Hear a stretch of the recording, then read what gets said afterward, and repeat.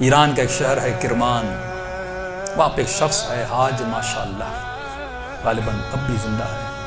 پورے کرمان میں جب یہ امام حسین کی مجلس کرواتا ہے، کسی بادشاہ اور وزیر کی مجلس میں بھی اتنے طعام نہیں ہوتے جتنا اس کی مجلس میں امام حسین کا نظر و نیاز ہوتا ہے۔ ہمارے ایران کے استاد کہتے ہیں کہ جب میں ان سے ملنے گیا اور اسی نیت سے ملنے گیا کہ پوچھوں تو صحیح آپ کے پاس اتنا پیسہ آتا کہاں سے کہ آپ امام حسین کے اتنے سفرے اور اتنے طعام لگاتے ہیں۔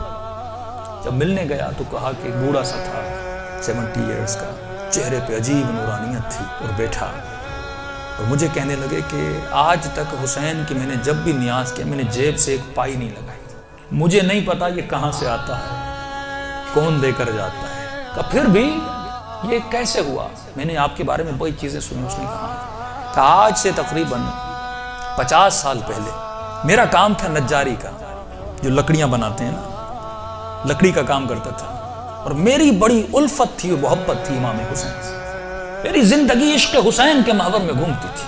میں لکڑی کا کام تو کرتا تھا لیکن میں بڑی محنت کر کے لکڑی کے ممبر بناتا تھا حسین کے لیے، مسجدوں کے لیے ممبر بناتا تھا، تعزیہ بناتا تھا، تابوت بناتا تھا، علم بناتا تھا، جس بھی مسجد کا کام ہو سب سے پہلے وہ کرتا تھا۔ پورا سال میری یہ روش تھی، مسجدوں میں ممبر دینا، تعزیہ دینا، حسین سے عشق تھا۔ اس کے ساتھ ساتھ تھوڑے ہاسپٹلز کے کام بھی کرتا تھا۔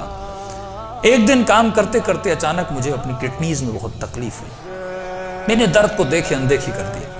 2-3 ہفتے گزرے، تکلیف بڑھتی گئی، یہاں تک ایک دن اتنی تکلیف ہوئی میں بے ہوش ہو کے گر گیا۔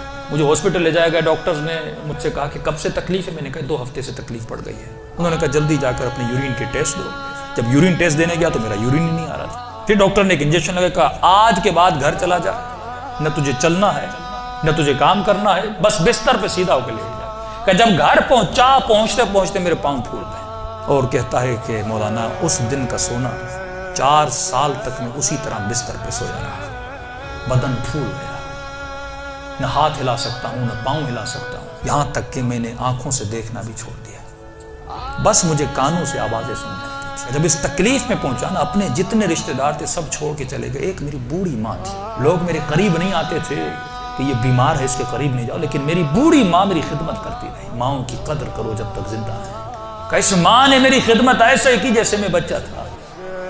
کہ ایک دن مجھے یہ ہو گئے ہاسپٹل آنا جانا، بدن بہت پھول گیا، کھال بالکل نرم ہو گئی، کہ ہاسپٹل لے جایا گیا۔ ڈاکٹر نے جب مجھے پلٹا تو میری پیٹھ پہ کیڑے پڑ چکے تھے کیونکہ بدن نرم ہو چکا تھا۔ میری ماں ڈاکٹر کو کہتی تھی بیٹے کو پانی پلاؤں، کہتا تھا نہیں، بس چمچ کو گیلا کر کے اس کی زبان سے رکھو۔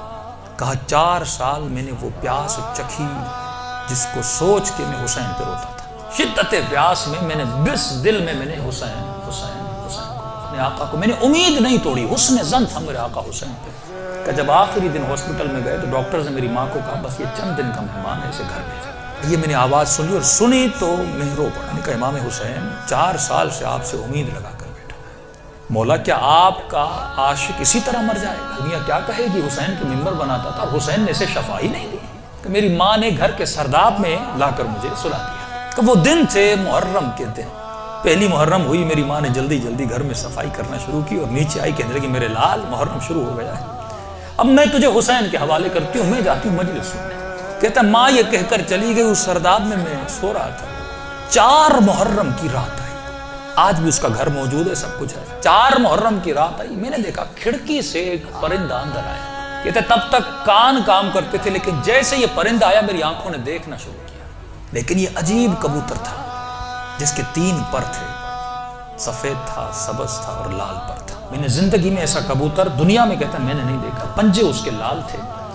آیا اور آ کر میرے سرہانے پہ بیٹھ گیا۔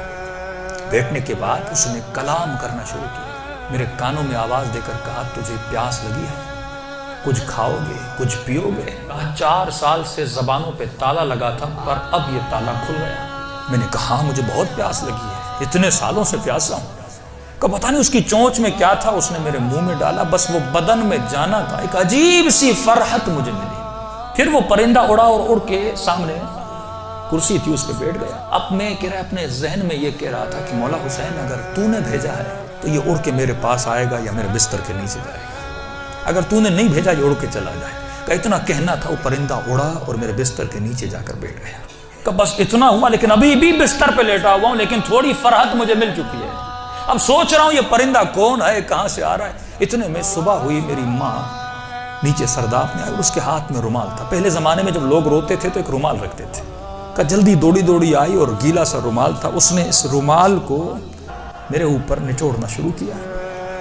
میں نے کہا کہ اماں یہ کیا ہے؟ کہا یہ حسین کے غم میں جو آنسو بہائے نا تیرے بدن پہ مل رہی ہو تاکہ خدا تجھے شفا دیتے۔ کہ یہ کہہ کر میری ماں چلی گئی۔ جیسے جا رہی تھی میں نے کہا اماں اگر زحمت نہ ہو، ایک کبوتر ہے اس بستر کے نیچے، اگر زحمت نہ ہو اس کے لیے تھوڑا دانہ اور پانی رکھ لو۔ ماں نے کہا کبوتر کہاں سے؟ کہا بس رکھ لو۔ کہ ماں آئی اور اس نے نیچے دانہ رکھا، پانی رکھا، چلی گئی۔ کہتے غالباً 10 محرم کا دن ہوا، عاشورہ کا دن ہوا۔ میں نے کہا مولا حسین آپ کی عاشورہ بھی آ گئی، اب بھی مجھے شفا نہیں دو گے؟ کہا رو ہی رہا تھا کہ اچانک میرے کمرے کا دروازہ کھلا اور میں نے ایک نورانی شخص کو اندر آتے ہوئے دیکھا۔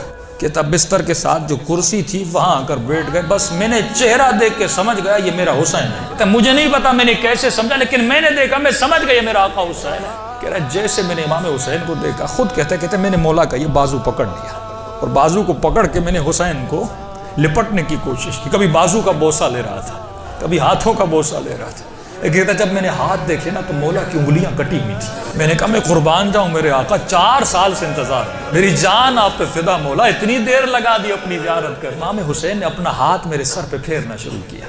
کہا آج ماشاءاللہ ہم آ گئے، ہمارا انتظار تھا، ہم آ گئے، تیرا انتظار ختم ہو گیا، بتا تجھے کیا چاہیے؟ میں نے کہا میں نہیں بتاؤں گا، آپ کو پتا ہے مجھے کیا چاہیے، آپ میرے حال کو دیکھ رہے، میں زبان سے کچھ نہیں مانگوں گا، آپ کو پتا ہے کہ مجھے کیا چاہیے۔ اتنا کہنا تھا، حسین نے میرے وجود پہ ہاتھوں کو پھیرنا شروع کیا، میرے ہاتھوں کو پھیرا، میرے کاندھوں کو پھیرا، میرے جسم پہ ہاتھ لگائے۔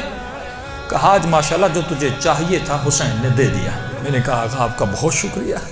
کہ مولا میں نے ایک نظر کی تھی۔ کیا کی تھی آج ماشاءاللہ؟ مولا میں نے نظر کی تھی اگر آپ مجھے شفا دیں گے میں 10 دن آپ کا نیاز کروں گا، 10 دن مجلس کروں گا اور 10 دن آپ کا نیاز کروں گا۔ امام حسین نے کہا آج ماشاءاللہ 10 دن اپنی طرف سے کرنا، 8 دن میری طرف سے کرنا۔ کہا مولا 8 دن کس چیز کے؟ کہا آج ماشاءاللہ 10 دن تو حسین کے لیے کرے گا اور 8 دن میری طرف سے میری اماں زہرا کے لیے کرے گا۔ یہ کہہ کر حسین چلے گئے اور جب چلے تو میں رونے لگا۔ اتنے میں وہ پرندہ بستر کے نیچے سے نکلا اور اس نے پرواز کرنا شروع کی۔ کہتا مجھے نہیں پتا وہ پرندہ پڑھ کیا رہا تھا، حسین آواز میں کچھ کہہ رہا تھا۔ آواز سن کے میری ماں دوڑتی ہوئی نیچے آئی، اسی نیچے آئی، لیکن دہشت اتنی تھی اس آواز میں، میری ماں اندر نہیں آ رہی تھی، پیچھے سے کہہ رہی تھی ماشاءاللہ یہ کمرے میں آوازیں کیسی ہیں۔ میں رو کر کہہ رہا تھا اماں اندر آ جاؤ، حسین نے مجھے شفا دے دی۔ یہ بوڑھی ماں دوڑی آئی، کبھی دائیں دوڑ رہی ہے کبھی بائیں دوڑ رہی ہے، کہاں ہے میرا آقا حسین؟ کہا میں بستر پہ بیٹھا تھا، وہ سوجن ہر چیز ختم ہو گئی، کہ یہاں تک وہ کبوتر پرواز کر کے چلا گیا۔ یہ بوڑھی کبھی کرسی کے بوسے لے رہی ہے، کبھی بیٹوں کے ہاتھوں کو چوم رہی، یہاں میرے حسین کا ہاتھ لگے تھے۔ روتی ہوئی جب صحن میں آیا، ہمسایوں نے سمجھا یہ مر گیا ہے، دوڑے آئے کہ ماں رو رہی ہے شاید بیٹا مر گیا، لیکن جب پہنچے کیا دیکھا، اسے حسین نے زندگی عطا کر دی تھی۔ عزیزو جب یقین ہو نا، یقین نہ ٹوٹے، جب اہل بیت پہ بھروسہ